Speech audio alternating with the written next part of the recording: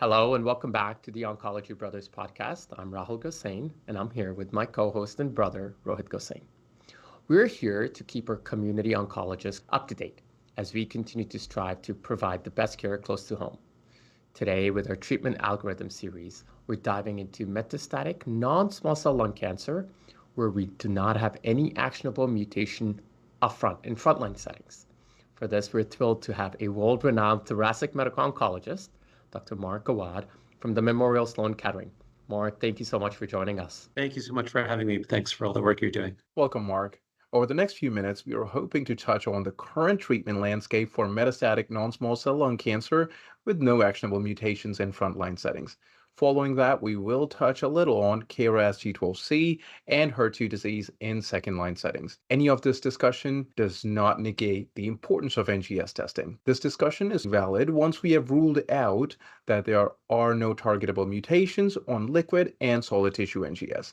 And here, our treatment options are chemotherapy with IO, single-agent IO, or dual checkpoint inhibitors. If there is true contraindication to immunotherapy, then chemotherapy alone should be considered. Mark, can you start us off here? How do you make your treatment decision in frontline settings, and what data do we have to support this? I think, as you said, the list of actionable mutations is growing year after year. So it isn't very important that we have broad and comprehensive next generation sequencing covering a growing number of actionable genomic alterations in lung cancer. Liquid biopsy has been revolutionary at providing rapid diagnostic testing, but it's important to know that many cancers do not release enough DNA into the circulation. A negative liquid biopsy test does not necessarily mean there are no targetable mutations, that we really should make sure we have a good tissue sample for tissue-based NGS. Many genomic alterations now for which we have targeted therapies approved in the first-line setting. For others, we don't yet have first-line approvals, but there are ongoing clinical trials incorporating these targeted therapies, which are approved in later lines, as some of which you have here. Our KRAS G12C inhibitors are approved in second-line setting. Our HER2 ADCs approved in the second-line setting. There are ongoing trials incorporating these into the first line. But for now, there are still a large fraction of lung cancers for which there are no known actionable alterations in the frontline setting. This is a huge population, given that almost 50% of patients diagnosed with lung cancer now have advanced or metastatic disease at initial diagnosis. So this is a large problem, large population. As you have here, there are a large number of options for our patients. And we do think about our treatment decisions based on the PD-L1 tumor proportion score. For most lung cancer trials, we're talking about the TPS rather than immune cell staining of PD-L1 or the combined proportion score. So for the TPS, we, for practical purposes, divide it into these three buckets or categories: PD-L1 negative, this low positive group, which is 1 to 49% tumor proportion score, and then the high group of 50% or above. It is important to know that PD-L1 staining is on this continuous scale from 0 to 100%. And we do know that even among that 50% or greater group, the higher the PD-L1 level, the better patients do with immune checkpoint inhibition, especially as the PD-L1 level gets above 90%. Many patients can do very well with PD-1 monotherapy. The caveat to that statement is that is not necessarily true in certain molecular subsets of lung cancer, like EGFR, ALK, ROS1, and others. They might still have high PD-L1 expression, but we know by and large, in general, those molecular subsets of lung cancer do not respond to immunotherapy. Sometimes, if you're still waiting genomic information to come back, but you feel like you can't hold off on starting systemic therapy, we may use the first cycle of just chemotherapy alone until genomic information comes back. Then if they have a target, we might switch to targeted therapy. If they don't have a target, we may add immunotherapy once we have all the genomic information back. If we have all the information back and the PD-L1 score, we have a lot of options. So how do we choose? In many cases, we don't have randomized prospective phase 3 clinical data to guide these decisions. But in general, if a patient has a very high PD-L1 level, good performance status, and you feel like you have the ability to try a single agent PD-1 inhibitor to see if by the first scan they'll respond as a very good option for patients to use PD-1 alone for the PD-L1 score of 50% or above. That spares patients from added toxicities that may come with platinum doublet chemotherapy or other immune checkpoint CTLA-4 inhibitor toxicity.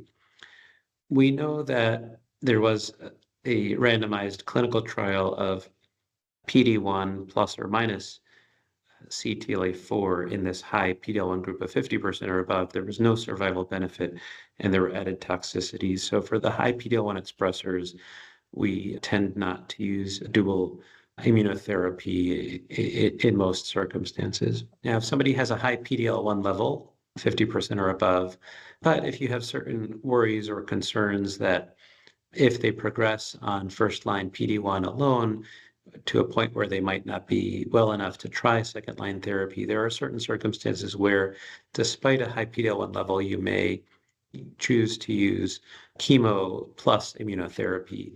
For example, if they have a large burden of disease or central nervous system metastases where we have some evidence for immunotherapy being effective, but you may want to combine with chemotherapy. Some of our systemic chemotherapies do have some CNS activity, like pemetrexed, for example. There are certain circumstances where you would want to discuss using chemotherapy plus immunotherapy in the very high PD-L1 expressing groups.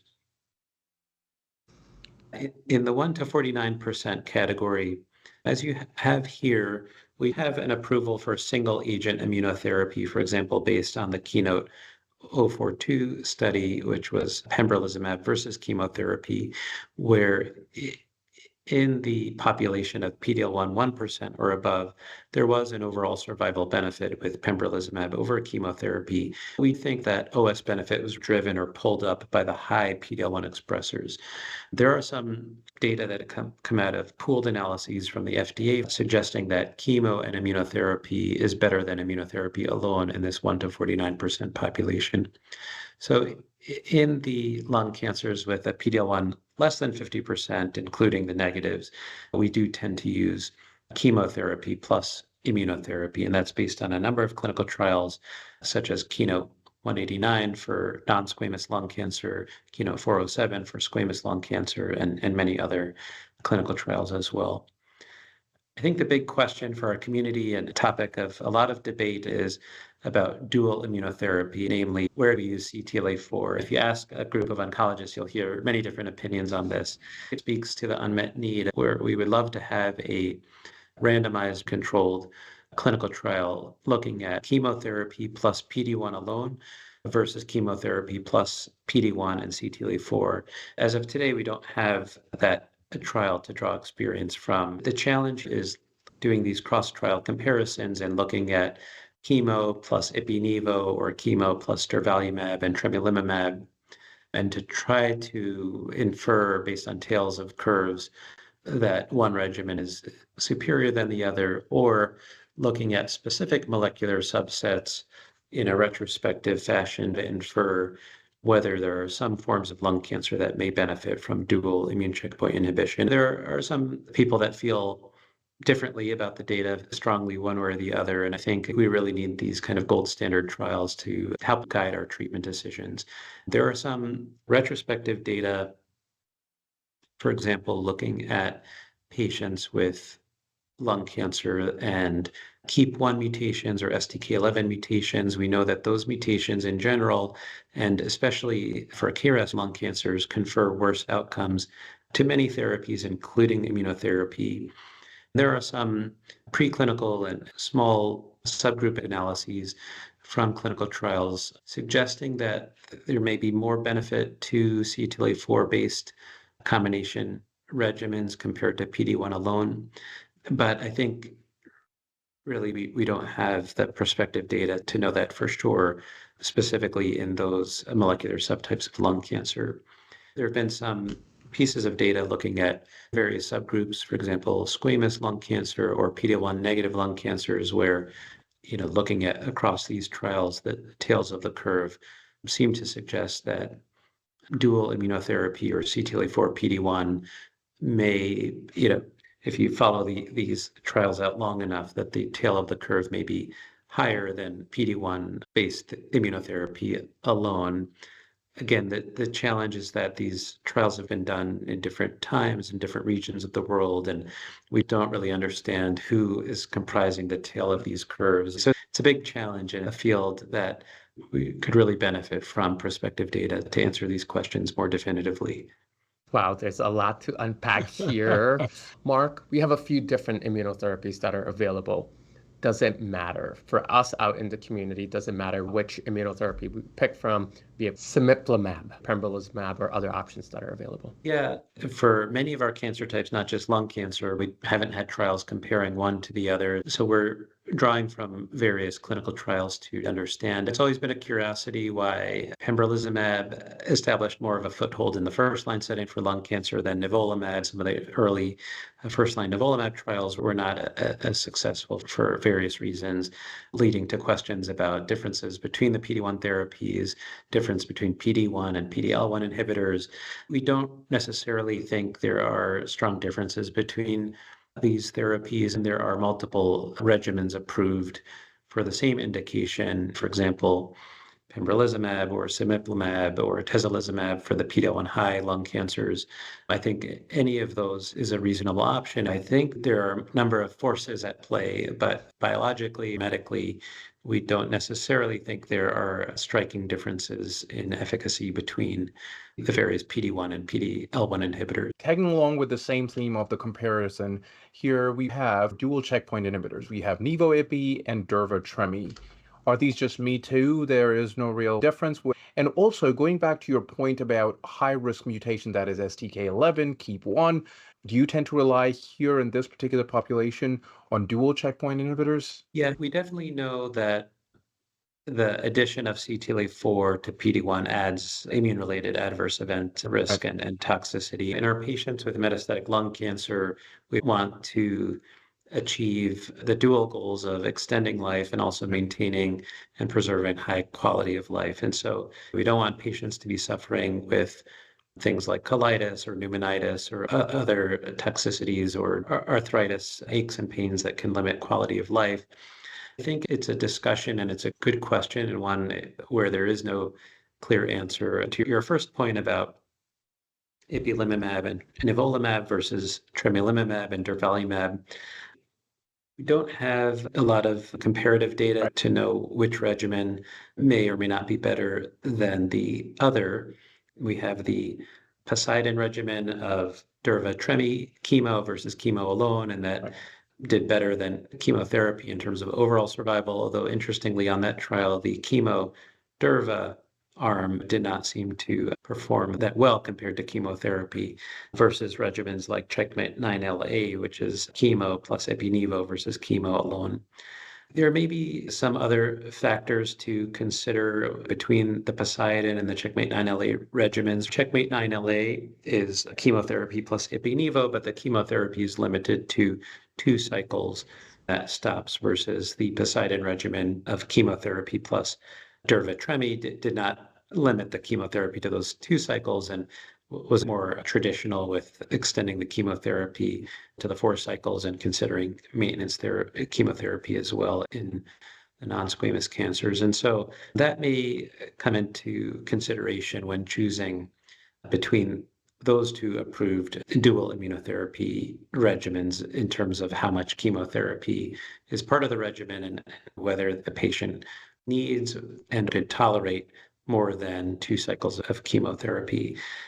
So I think those are more the consideration as to choosing between 9LA and Poseidon. Oncologists fall into different camps here, depending on the patient's performance status and other features. There are some patients with a high burden of disease and or some potentially worrisome molecular features, co-mutations, where some people might say there are certain aspects of this patient's cancer that I'm concerned about. I might try to throw the book at the cancer with many therapies at once, with platinum doublet chemotherapy and dual immune checkpoint inhibitors. And I think that's reasonable in the right setting if you have a patient who has a good performance status. There are other examples where you might say, in the absence of data showing a specific benefit of CTLA-4 in a prospective fashion, I want to offer the best therapy to my patients, but also minimize toxicity and side effects. I'll give chemo plus PD-1 alone. I think looking at the usage and trends of regimens used in the US and globally, most oncologists, most patients are receiving regimens that do not contain the CTLA-4 therapy. I think it just speaks to the importance of biomarker discovery and development in this space. We've had CTLA-4 approved for many years in lung cancer and other tumor types, but we just don't know the right patient population that benefits from CTLA-4 today. Absolutely. When we're talking about all this is with palliative intent. So there has to be this fine balance of how much time we're buying for our patients with the side effects that come along.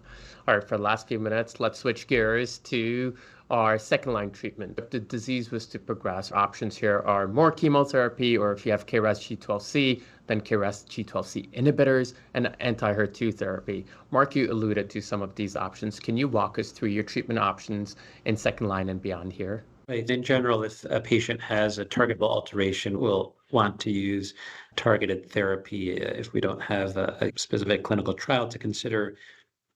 With regards to KRAS G12C, we have the two options currently approved with adagrasib and sotorasib. One consideration is what the last line of therapy was. Much of the time, it's an immunotherapy containing regimen. There have been concerns about the interaction between PD-1 therapy and sotorasib, especially when combined together, and those trials have not been able to move forward due to high rates of high-grade hepatotoxicity. And by extension, because immune checkpoint inhibitors have a long half-life, when transitioning from immunotherapy to sotorasib or adagrasib, there seems to be more concern about hepatotoxicity to sotorasib coming right on the heels of prior immunotherapy. Adagrasib could be a good consideration in that context. Well, adagrasib ends up being my go-to KRAS G12C inhibitor as well, just given the data that we've covered. In cases where there isn't a targetable alteration, we are using docetaxel with or without ramucirumab. There are different opinions and camps here. We know that ramucirumab, statistically speaking, did improve overall survival, but that improvement in median OS in the REVEL study done in the pre-immunotherapy era was a matter of weeks. There are added financial costs and toxicities as well as clinical side effects that come with VEGF inhibition. It's a discussion, and a lot of health systems and pathways have made a decision about whether to recommend docetaxel monotherapy or docetaxel plus ramucirumab. And so I think that's part of discussion within a clinic or healthcare system, and also with a patient. Many of our systems and guidelines do not necessarily recommend the addition of ramucirumab to docetaxel. This is a dire unmet need, and the clinical trials are very important in every aspect, but here they're very, very important. With regards to NGS testing, I've tried doing that on progression, but I have not had much luck finding new mutations in the second line on progression.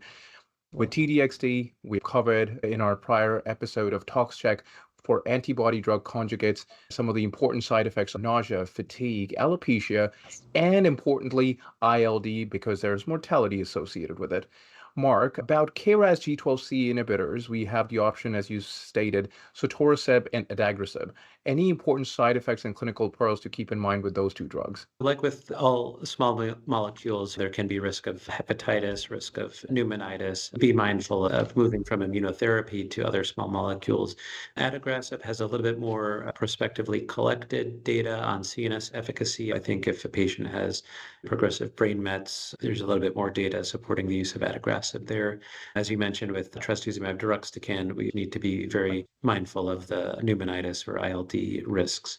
When patients progress on any of these second-line therapies, we typically move from single-agent chemotherapies such as gemcitabine, vinorelbine, or others. So it's definitely need improved options for our patients. Mark, we've covered a lot here in this short time. Thank you so much for walking us through your treatment algorithm for metastatic non-small cell lung cancer with no actionable mutation in frontline. For our listeners, let us go over a quick recap.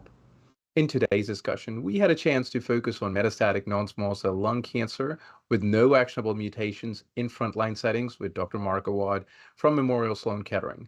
Upfront NGS testing and PD-L1 levels are key in dictating how we select our frontline treatment option. With no actionable mutation and high PD-L1, single-agent immunotherapy is the preferred approach in most patients.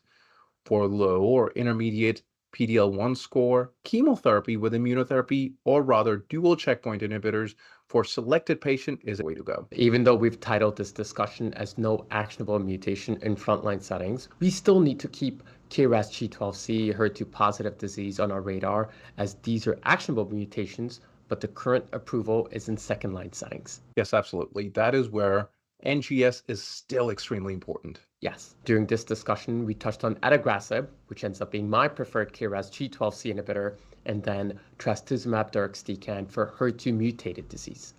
If none of these mutations are available, then relying on chemotherapy is the current standard of care. Thanks for joining us. Make sure to check out our other conference highlights, treatment algorithms, and recent FDA approval discussions. We also look forward to seeing you in person at ASCO.